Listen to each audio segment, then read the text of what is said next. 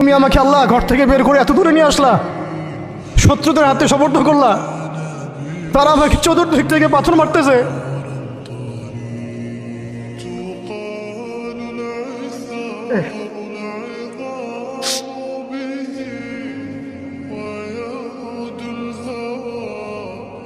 আমিলা করিবিন মাল্লাকতাহু আমরি, পরে নবীজি বলছেন আমিলা করিব, নাকি আমাকে কাছের মানুষদের হাতে নিয়ে আসছো? আল্লাহ আল্লাহ তুমি কি আমাকে কাছের মানুষদের হাতে উঠাই দিছ? মাল্লাকতাহু আমরি, যারা আমার ভালো মন্দের কাজের মালিক হয়ে গেছে। এইভাবে দোয়া করতে লাগলেন নবী সাল্লাল্লাহু আলাইহি ওয়াসাল্লাম। আল কোরআনে বর্ণিত একমাত্র সাহাবীর নাম হচ্ছে যায়েদ ইবনে হারেসা রাদিয়াল্লাহু আনহু। আমাদের এখানে যে ইয়াং ছেলেরা বসে আছেন সবার জন্যে যায়েদ বিন হারেসা রাদিয়াল্লাহু আনহু মহব্বত, ত্যাগ, ভালোবাসা, জীবন উৎসর্গের এবং জীবনের লক্ষ্য খুঁজে পাওয়ার একটা মূর্ত প্রতীক হতে পারে। একটু মনোযোগের সাথে অংশটা শুনেন, এটা শেষ অংশ। একমাত্র সাহাবী আল কোরআনে বর্ণিত যার নাম আল কোরআনে এসেছে তিনি হচ্ছেন যায়েদ বিন হারেসা রাদিয়াল্লাহু আনহু। তার বাবার নাম হারেসা। ঘটনা এমন ছিল যে ছোটবেলায় তার মা তাকে নিয়ে এক জায়গায় যাচ্ছিলেন। তো আগে তো ওই যে ডাকাতি হতো, জলদস্যুর আক্রমণ করতো না, এরকম তাঁবুর মধ্যে আক্রমণ হয়েছে এবং তার মায়ের কাছ থেকে সন্তানকে কেড়ে নিয়ে চলে গেছে। মায়ের জন্য কত কষ্টকর এটা। সন্তানের মহব্বত এটা তো বাবা মারাই বুঝবে, সন্তানের প্রতি মহব্বত কাকে বলে, সন্তানকে ছেড়ে থাকার কষ্ট, এটা যারা বাবা মা হয়েছেন তারাই তো বুঝবে। তো এদিকে বাবা মা পাগল প্রায়, সন্তানকে খুঁজে পাওয়া যাচ্ছে না, আর দস্যুরা তাকে নিয়ে ওকাস বাজারে বিক্রি করে দিয়েছে। কোন বাজারে? ওকাস। এটা ছিল মক্কায় একটা বাজার, ওখানে মেলা হতো, ওকাস, ওখানে বিক্রি করে দিয়েছে। তো ঘটনাক্রমে তখন তার বয়স মাত্র কত হবে, 8 থেকে 10 বছর। ঘটনাক্রমে তাকে খরিদ করেছেন খাদিজা রাদিয়াল্লাহু আনহা। খাদিজা রাদিয়াল্লাহু আনহার আত্মীয়, খাদিজা রাদিয়াল্লাহু আনহার আত্মীয়। তখন কিন্তু নবী সাল্লাল্লাহু আলাইহি ওয়াসাল্লাম নবুয়ত পান নাই, মানে ওহী আসেনি এখনো, বিয়েও হয়নি এখনো। খাদিজা রাদিয়াল্লাহু আনহার সাথে এখনো বিয়ে হয় নাই। তো তার আত্মীয় তাকে কিনে নিয়ে আসছেন, এনে খাদিজা রাদিয়াল্লাহু আনহার খেদমতে দিয়ে দিয়েছে। খাদিজা রাদিয়াল্লাহু আনহার সাথে যখন নবী সাল্লাল্লাহু আলাইহি ওয়াসাল্লাম বিয়ে হলো তখন তো তার বয়স 40, আর আমাদের নবী সাল্লাল্লাহু আলাইহি ওয়াসাল্লামের বয়স 25। এটা বাংলাদেশে হইলে বাংলাদেশের মানুষ মেনে নিত না, তালাক করাই ছাড়ত অনলাইনের মাধ্যমে। কথা বুঝতে পারছেন? যদিও দুজন সুখী, যদিও ধরেন দুজন সুখী একে অপরকে পেয়ে, এখন যদি আমাদের এখানে কোনো ভাই 40 বছর বয়সের কোনো মেয়েকে বিয়ে করে, যার নিজের বয়স হচ্ছে 20 বা 25, সমাজই ওকে তালাক দেওয়া ছাড়বে, যদিও সে ওই মেয়ের সাথে সুখী। হ্যাঁ, বিয়ে কেন্দ্রিক যত জাহালাত এগুলোই দূর হয় নাই সমাজ থেকে এখনো। রাসূল সাল্লাল্লাহু আলাইহি ওয়াসাল্লামের সাথে বিয়ে হলো। বিয়ে হওয়ার পরে এমন হয় না যে আপনি কাউকে বিয়ে করেছেন এবং তাকে খুব পছন্দ হয়েছে, দুজনকে বেশ সন্তুষ্ট আর কি। তেমন আপনি চান না তাকে কিছু হাদিয়া দিতে, হাদিয়া তোফা দিতে মন চাবে না? হাদিয়া দিয়ে কি আবার কেউ ফেরত নেয়? হাদিয়া তোফা দিতে তো মন চাবে। খাদিজা রাদিয়াল্লাহু আনহা হাদিয়া দিচ্ছেন নবী সাল্লাল্লাহু আলাইহি ওয়াসাল্লামকে যে হে মুহাম্মদ, আমার খুব প্রিয় একজন দাস আছে, আমার খুব প্রিয় একজন দাস আছে, এবং তার চেহারা দেখে আমি বুঝতে পারি যে সে খুব বুদ্ধিমান এবং সে খুব সৎ। চেহারা দেখলে বোঝা যায় না মানুষের? চেহারা কিন্তু কথা বলে, চেহারাও কথা বলে, তবে দেখার চোখ থাকতে হবে, দেখার মতো চোখ থাকতে হবে। গুনাহের চোখ দিয়ে তো কারো চেহারা পড়ার সুযোগই নাই। যেমন আনাস রাদিয়াল্লাহু আনহু, তার জন্য নবী সাল্লাল্লাহু আলাইহি ওয়াসাল্লাম দোয়া করে দিয়েছিলেন না? তার মা দেখেই চিনে ফেলছেন যে হ্যাঁ উনি শেষ নবী, এই চেহারা কোনো মিথ্যাবাদীর চেহারা না। এরকম করে কথা বলা হচ্ছে, ইয়া রাসূলুল্লাহ আমার ছেলের জন্য দোয়া করে দেন। আব্দুল্লাহ বিন সালাম রাদিয়াল্লাহু আনহু ইহুদি ছিলেন, যখন নবীজি মদিনায় গিয়েছেন তার চেহারা দেখেই তিনি বুঝে ফেলছেন যে তিনি শেষ নবী। এই চেহারা কোনো মিথ্যাবাদীর চেহারা হতে পারে না, ওই চোখ থাকতে হবে এবং ওই কলব থাকতে হবে পড়ার জন্যে। তো খাদিজা রাদিয়াল্লাহু আনহা হাদিয়া দিয়েছেন যে আমার খুব প্রিয় একজন দাস আছে যায়েদ। তো নবী সাল্লাল্লাহু আলাইহি ওয়াসাল্লাম এটাকে গ্রহণ করেছেন। হাদিয়া গ্রহণ করে তিনি দেখেন যায়েদ বিন হারেসা রাদিয়াল্লাহু আনহুর তাকদীরটা কেমন হলো। জলদস্যু না, স্থলদস্যুদের হাত থেকে ওকাস বাজার থেকে চলে আসলো কোথায়? খাদিজা রাদিয়াল্লাহু আনহার বাসা, সেখান থেকে নবী সাল্লাল্লাহু আলাইহি ওয়াসাল্লামের সোহবতে। চিন্তা করা যায়? এই তাকদীর তো ইউসুফ আলাইহিস সালামের চেয়েও কম সৌভাগ্যের না। ইউসুফ আলাইহিস সালামের কি হয়েছে? ভাইয়ের ষড়যন্ত্র, সেখান থেকে কূপ থেকে রাজপ্রাসাদ, সেখান থেকে জেল থেকে আবার রাজপ্রাসাদ, তারপরে তো পুরো মিশরের বড় একটা অংশের রাজনৈতিক দায়িত্ব, এবং সেখান থেকেই বনু ইসরাইল পরে আবার মিশরে আসলো। প্রায় অন্য একদিন আলোচনা করবো ইনশাল্লাহ। এখানে যায়েদ ইবনে হারেসা রাদিয়াল্লাহু আনহার তাকদীর কেমন? অনন্য সাধারণ, এত চমৎকার যে এটা তো ঈর্ষণীয়। আলী রাদিয়াল্লাহু আনহু ছাড়া এমন তাকদীর তো মনে হয় আর কেউ পান নাই, যে নবী সাল্লাল্লাহু আলাইহি ওয়াসাল্লামের ঘরের মধ্যে তিনি সবসময় তার সাথে তার খেদমত করছেন। শুধু তাই না, নবী সাল্লাল্লাহু আলাইহি ওয়াসাল্লাম তাকে নিজের পুত্র বানিয়ে নিলেন। যায়েদ আমার পুত্র, যায়েদ আমার ছেলে। দাস রাখলেন না। যখন তিনি যায়েদ বিন হারেসা রাদিয়াল্লাহু আনহুকে পেলেন, সবার সামনে এলান করে দিলেন যে সে আমার দাস না, ও আমার ছেলে, যায়েদ আমার ছেলে। নবী সাল্লাল্লাহু আলাইহি ওয়াসাল্লাম বলছেন যায়েদ আমার ছেলে, বলছেন যে আমি তাকে ভালোবাসি, ও আমাকে ভালোবাসে। অথবা এক জায়গায় এভাবে আসছে যে আমি তার উত্তরাধিকারী, সে আমার উত্তরাধিকারী। যায়েদ বিন হারেসা রাদিয়াল্লাহু আনহুর লকব ছিল হিব্বু রাসূলিল্লাহ, রাসূল সাল্লাল্লাহু আলাইহি ওয়াসাল্লামের প্রিয় ভাজন। আর যায়েদ বিন হারেসা রাদিয়াল্লাহু আনহুর ছেলের নাম ওসামা বিন জায়েদ। যায়েদ বিন হারেসা রাদিয়াল্লাহু আনহুকে একবার তিনি একটা সেনাবাহিনীর কাফেলার দায়িত্ব দিয়েছিলেন। কিছু সাহাবী একটু আপত্তি করেছিলেন, বয়স কম, আরও যোগ্য সাহাবী আছে। আবার ঠিক ওসামা বিন যায়েদ রাদিয়াল্লাহু আনহুকে যখন নবী সাল্লাল্লাহু আলাইহি ওয়াসাল্লাম শেষে একদম ইন্তেকালের কয়েকদিন আগে জুরফে একটা সেনাবাহিনীর দায়িত্ব দিয়ে পাঠিয়েছিলেন, তখনও কেউ আপত্তি তুলেছিল যে ওসামার বয়স কম, 19 বছর 20 বছর বয়স, আরও বড় বড় যোগ্য সাহাবী আছে।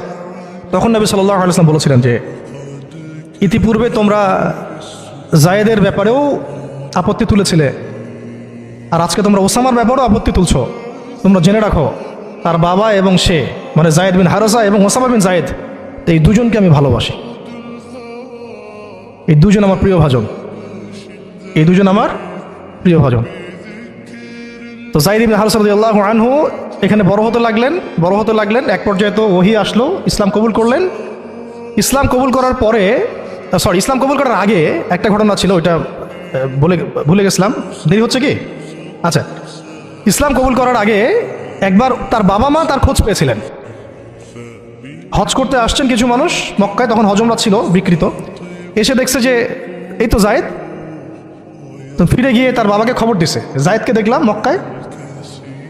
তো তার বাবা আসছেন হারেসা, ঠিক আছে, এসে চিনতে পারছেন আমার ছেলে। তো মুহাম্মদ সাল্লাল্লাহু আলাইহি ওয়াসাল্লামকে বলেছেন যে আমার ছেলেকে আমি কিছু মুক্তিপণের বিনিময়ে নিয়ে যেতে চাই। তো নবী সাল্লাল্লাহু আলাইহি ওয়াসাল্লাম বলেছেন ঠিক আছে, মুক্তিপণ লাগবে না, আমি আপনাদেরকে আরও সহজ একটা অপশন দিচ্ছি।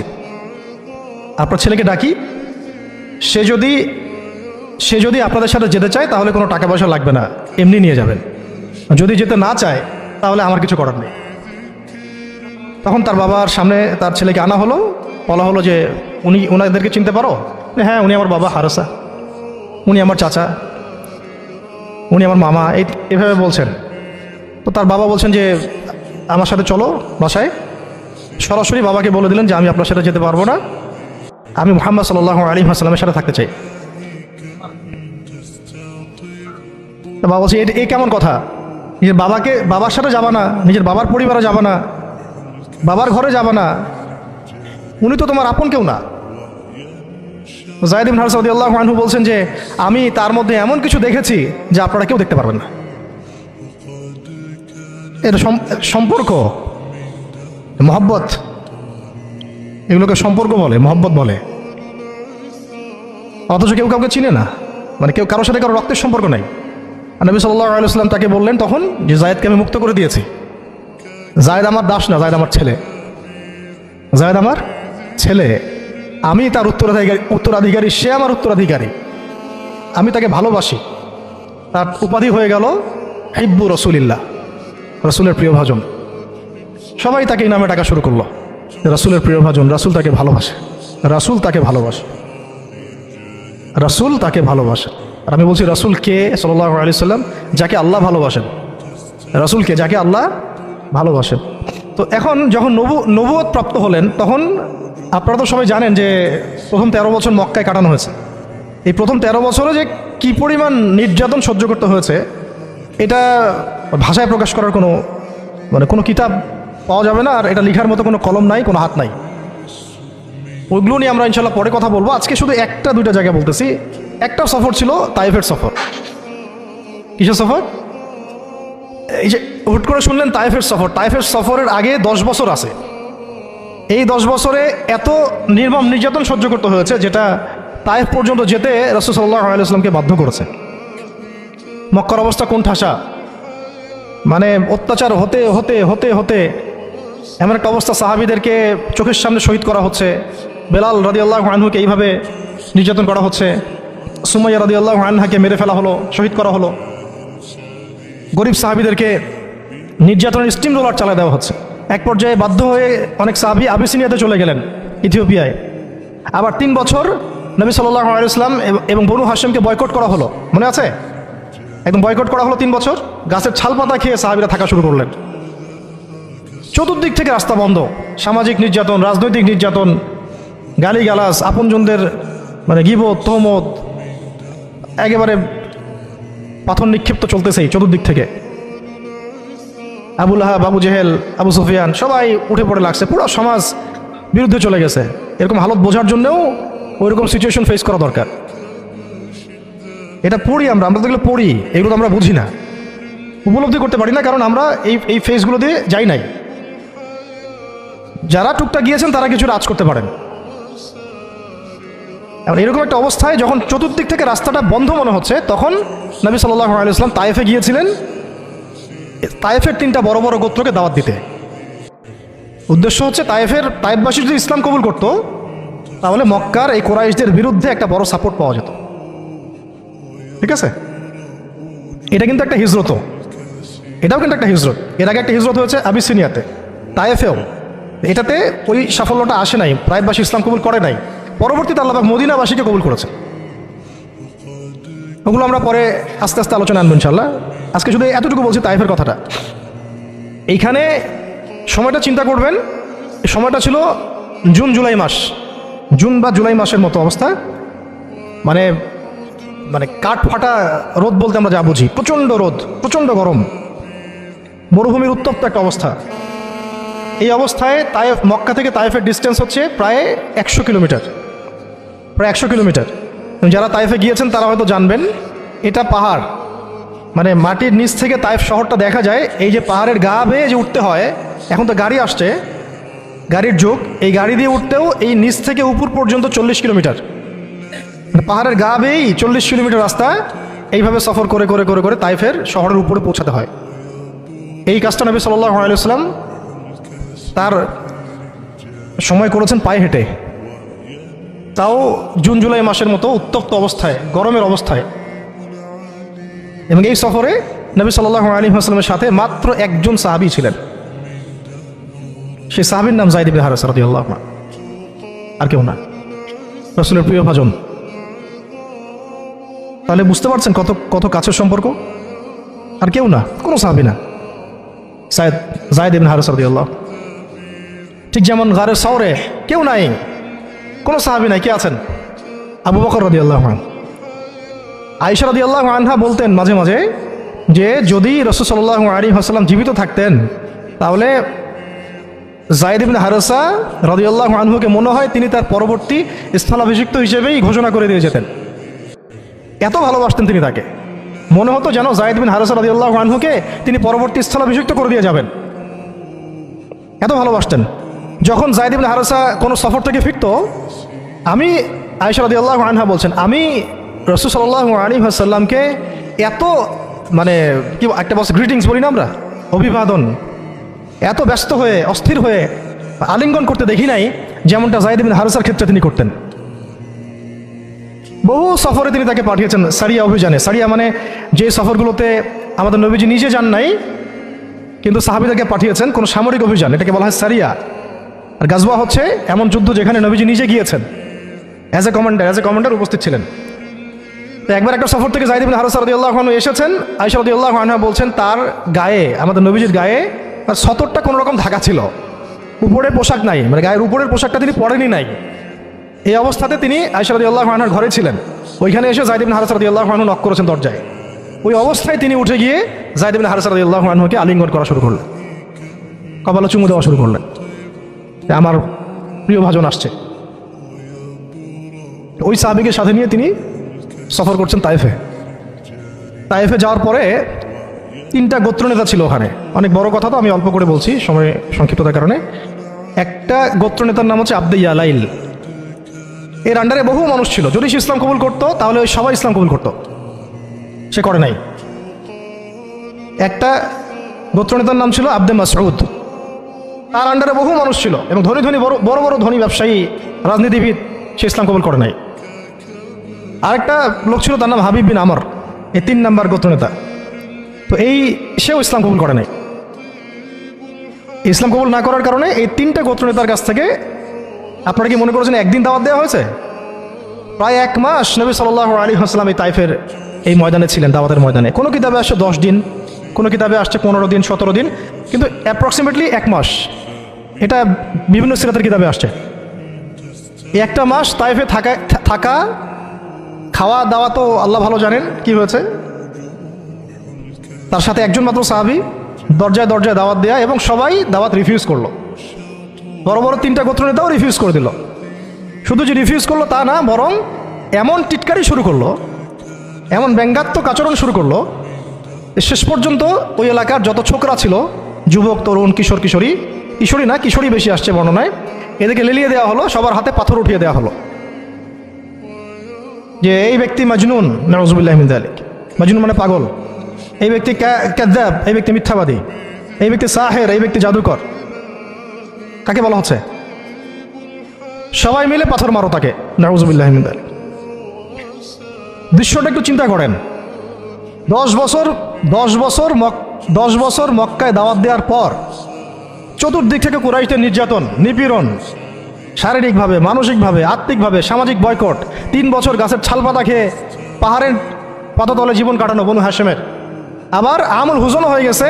ওই একই বছরে কয়েকদিনের মধ্যেই চাচা আবু তালেব ইন্তেকাল করেছেন, খাদিজা রাদিয়াল্লাহু আনহাও ইন্তেকাল করেছেন।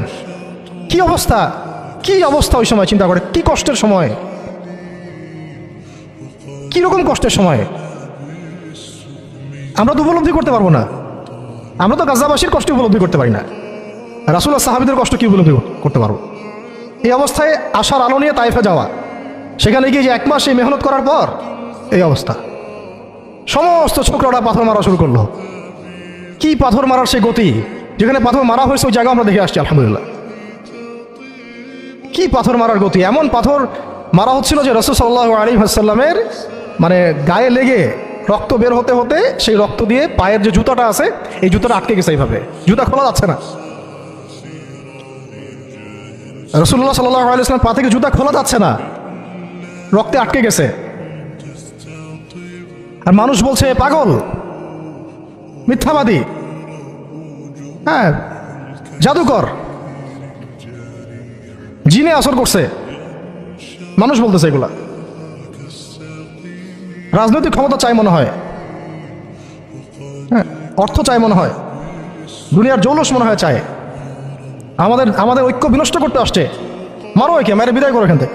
কোন পর্যায়ে গেলে মানুষ এই কাজ করতে পারে? কি পরিমাণ ক্ষোভ থাকলে মানুষ এই কাজটা করতে পারে? আর কার এগেন্সটা করছে? আল্লাহর প্রিয় হাবিব, যার জন্য আল্লাহ পাক ফিরদাউস রেখেছেন, মাকামে মাহমুদ রেখেছেন, যার সুপারিশ ছাড়া আমরা মনে হয় না জান্নাতে কেউ যেতে পারবো, অসম্ভব। যার সুপারিশ ছাড়া বিচার শুরুই হবে না কিয়ামতের মাঠে, হিসাব নিকাশ শুরুই হবে না, জান্নাত তো বহুত দূরের কথা। জান্নাতের দরজাও খোলা হবে না যিনি আগে না ঢোকা পর্যন্ত। তাকে মানুষ সেভাবে মারা শুরু করলো, রক্ত ঝরতেছে। এই সময়ে এই সাহাবী যায়েদ ইবনে হারেসা রাদিয়াল্লাহু আনহু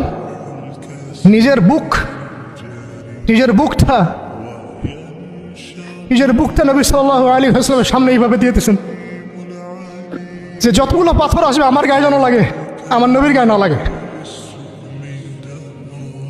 বুক যখন থেতলায় গেছে তখন পিঠ দিয়ে দিয়েছেন, ইয়া রাসূলুল্লাহ আপনাকে একটা পাথর যেন না লাগে, আমার পিঠে লাগুক। এই সময়টা চিন্তা করেন, সাহাবীর কথা চিন্তা করেন, তাদের ত্যাগ তিতিক্ষার কথা চিন্তা করেন, ওই সময়ের সবরের কথা চিন্তা করেন। আর তাইফবাসী নবী সাল্লাল্লাহু আলাইহি ওয়াসাল্লামের আপনজন ছিল।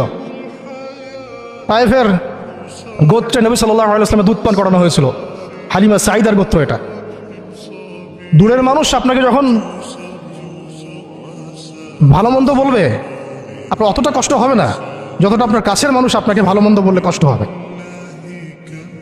যখন আপনার প্রিয় মানুষেরা আপনাকে পাথর ছুড়বে, এই পাথরের আঘাত সহ্য করা এত সহজ না। কাফেররা, ফাসেকরা, জালেমরা, মুশরিক, মুনাফিকরা পাথর ছুড়বে, সেই পাথর আপনি সৌভাগ্যের সাথে বরণ করতে পারেন, সে রক্তক্ষরণে আপনার কষ্ট হবে না। প্রিয় মানুষদের দেওয়া অপবাদ, মিথ্যাচার, গীবত, তহমত, পাথর আপনাকে এত কষ্ট দিবে, এই কষ্টের লোড আপনি সহ্য করতে পারবেন না। আর যদি আল্লাহ পাক আপনাকে সহ্য করার ক্ষমতা দিয়ে দেন, ইনশাআল্লাহ আপনি এমন ব্যক্তি হবেন যে ব্যক্তির হাতে আল্লাহ রাব্বুল আলামিন ইসলামের ঝান্ডা উঠাই দেবেন ইনশাআল্লাহ। ইনশাআল্লাহ যাকে আল্লাহ রাব্বুল আলামিন পুরো কওমের জন্য কবুল করবেন ইনশাআল্লাহ। এবং পুরো শক্তি আপনার সামনে একদিন না একদিন পরাজয় বরণ করবেই, সময়ের ব্যাপার। যায়েদ বিন হারিসা রাদিয়াল্লাহু আনহু নিজের বুকটা এইভাবে আগলায় দিয়ে রাখছেন, আমার গায়ে লাগুক ইয়া রাসূলুল্লাহ, আপনার গায়ে না লাগে। আজকে আপনি যায়েদ বিন হারিসাকে পাবেন কোথায়? কিসের ইসলামী বিপ্লবের কথা বলি আমরা? জামা আইমারা এটা ওইটা, যায়েদ বিন হারিসারাই তো নাই। ওইরকম আখলাকের নেতাও যেমন আমরা পাই না, ওই রকম যায়েদ বিন হারিসাদের মতো আমরা মামুরও তো পাই না।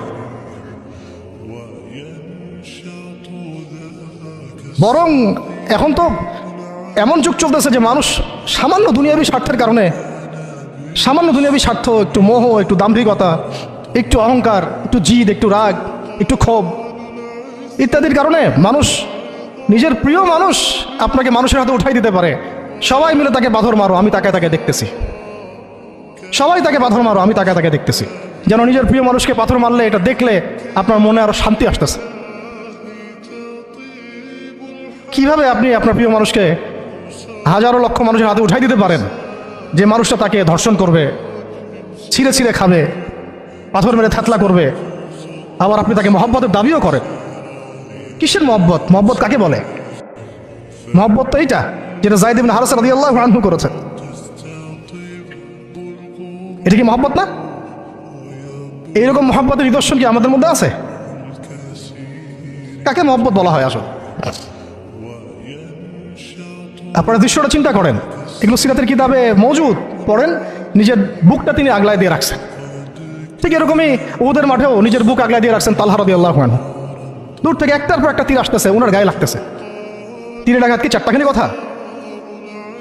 সাদ বিন আবি ওয়াক্কাস রাদিয়াল্লাহু আনহু পিঠ দিয়ে রাখছেন, ইয়া রাসূলুল্লাহ আপনার গায়ে যেন না লাগে। তোমরা জীবন্ত শহীদ দেখতে চাও, তালহাকে দেখো। 70-এর বেশি আঘাত তার গায়ে ছিল উহুদের দিন। সাদ বিন আবি ওয়াক্কাস রাদিয়াল্লাহু আনহুকে নবীজি বলছেন যে হে সাদ, তীর ছুঁড়ো, তোমার জন্য আমার পিতামাতা কুরবান হয়ে যাক। কোন সাহাবীর জন্য নবীজি এমন কথা বলেন নাই যে তোমার জন্য আমার পিতামাতা কুরবান হয়ে যাক। এবং সাহাবীরা বলতেন ইয়া রাসূলুল্লাহ আপনার জন্য আমার পিতামাতা কুরবান হয়ে যাক। একমাত্র সাহাবী সাদ বিন আবি ওয়াক্কাস রাদিয়াল্লাহু আনহুর জন্য নবী সাল্লাল্লাহু আলাইহি ওয়াসাল্লাম এই কথা বলেছেন। ওই ময়দানে উম্মে ওমারাও ছিলেন, মহিলা সাহাবী, অনবরত তীর ছুঁড়েছেন রাসূলের গায়ে যেন আঘাত না লাগে। ওই ময়দানে হানজালা ছিলেন, ছুটতে আবু সুফিয়ান পর্যন্ত পৌঁছে গিয়েছেন। ওই অবস্থায় তার শাহাদাত হয়ে গেছে, তাকে মারতে পারেন নাই, উল্টা তার গায়ে আঘাত লেগে গেছিল। গাসাসুল মালাইকা, শহীদ হওয়ার পরে দেখা যায় তার দেহটা মাটি থেকে উপরে উঠে আসে আর দেহ থেকে পানি ঝরতেছে। নবীজি জিজ্ঞাসা করা হলো তার এই হালত কেন? নবী সাল্লাল্লাহু আলাইহি ওয়াসাল্লাম বললেন যে গত রাত্রে স্ত্রীর সাথে ছিল, সে জিহাদের ডাক আসছে, ওই বিছানা থেকে চলে আসছে, বেচারা বিছানা থেকে এখানে চলে আসছে। হানজালা রাদিয়াল্লাহু আনহু শহীদ হয়ে গেছে, ফেরেশতারা তাকে গোসল দিচ্ছেন, এই যে পানি দেখা যাচ্ছে। ওই মাঠে সাদ বিন রবি রাদিয়াল্লাহু আনহু ছিলেন, একদম শেষ নিঃশ্বাস যাচ্ছে তার অবস্থা। আমাদের নবীজি বললেন সাদ বিন রবিকে খুঁজে বের করো, সে আমার প্রিয় ভাজন, তাকে খুঁজে বের করো। খুঁজতে গিয়ে দেখা গেল যে তিনি এইরকম একটা হালত, 60-70টা আঘাতের চিহ্ন নিয়ে প্রায় যাচ্ছে অবস্থা। সাহাবী বললেন হে সাদ, হে সাদ, রাসূল সাল্লাল্লাহু আলাইহি ওয়াসাল্লাম তোমাকে সালাম দিয়েছে। রাসূল তোমাকে সালাম দিচ্ছেন আর জিজ্ঞাসা করছেন তুমি কেমন অনুভব করতেছো এখন? সাদ বিন রবি বলছেন, রাসূলের কাছে আমার সালাম পৌঁছে দিও, আর আল্লাহর কসম আমি জান্নাতের ঘ্রাণ পাচ্ছি এখন। এটা বলতে বলতে তার শাহাদাত হয়ে যায়। আর তিনি বলতে বলতে একটা কথা শেষে বলে গিয়েছিলেন যে আমি চলে যাওয়ার পরে, তিনি আনসারদের নেতা ছিলেন, আমি চলে যাওয়ার পর তোমরা থাকা অবস্থায় যদি মুহাম্মদ সাল্লাল্লাহু আলাইহি ওয়াসাল্লামের গায়ে একটা আঁচড়ও লাগে তোমরা আল্লাহর সামনে কোনো হুজ্জাত দিতে পারবে না। আমি চলে যাওয়ার পরে যদি মুহাম্মদ সাল্লাল্লাহু আলাইহি ওয়াসাল্লামের গায়ে একটা আঁচড়ও লাগে তোমরা আল্লাহর সামনে কোনো হুজ্জাত দিতে পারবে না।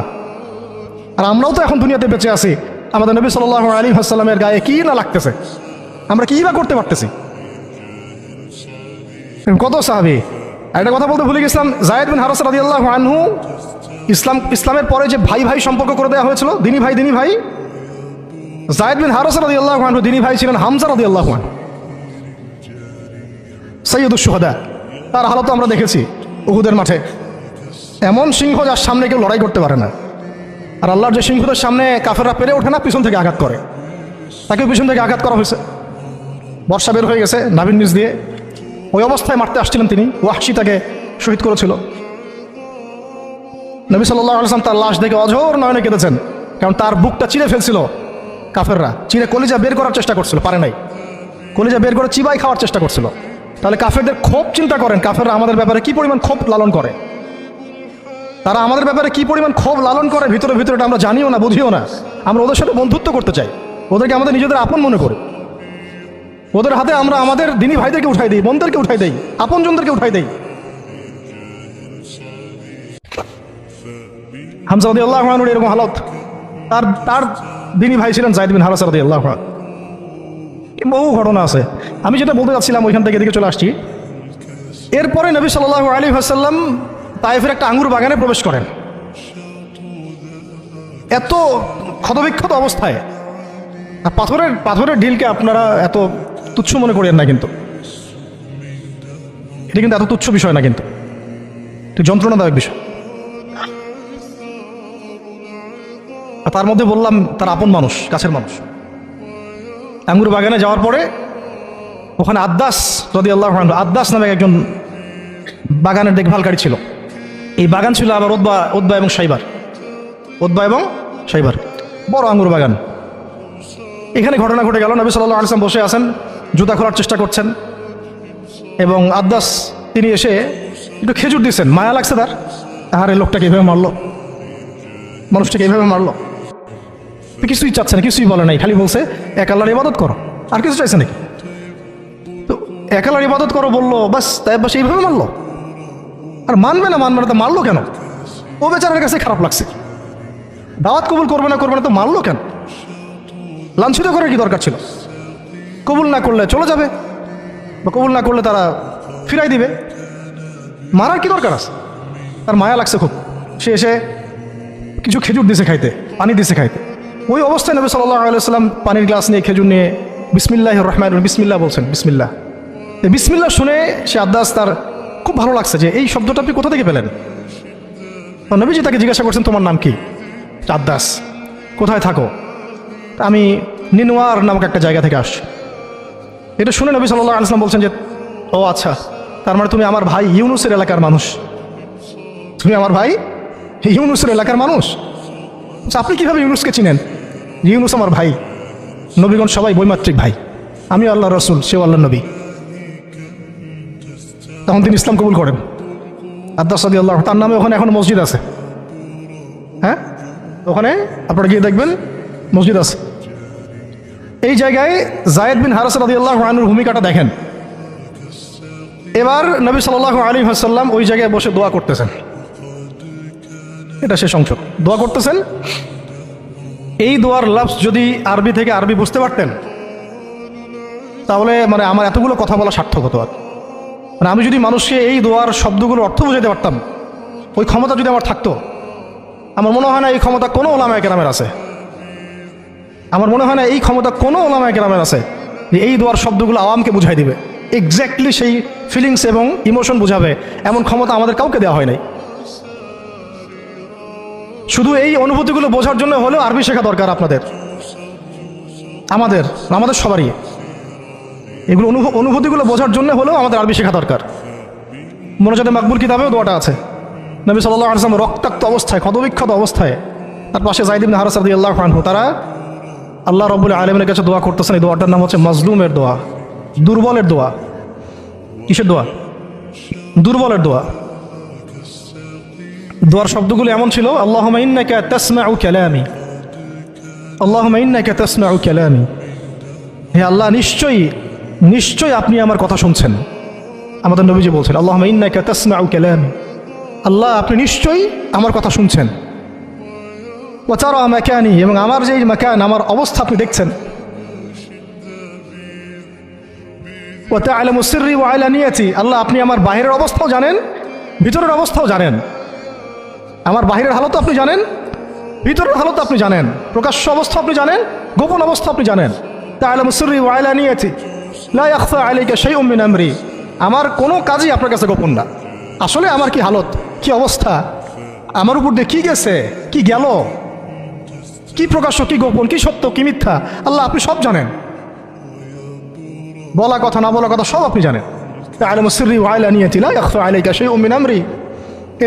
এরপরে নবীজি বলছেন ওয়া আনাল বাঈসুল ফাকিরুল মুস্তাগীথুল মুস্তাজির আল ওয়াজিলুল মুশফিকুল মুকির আল মু'তারিফু বিযানবি। এক একটা শব্দ কিভাবে বোঝাবো আপনাদেরকে, আমার কাছে ভাষা নাই।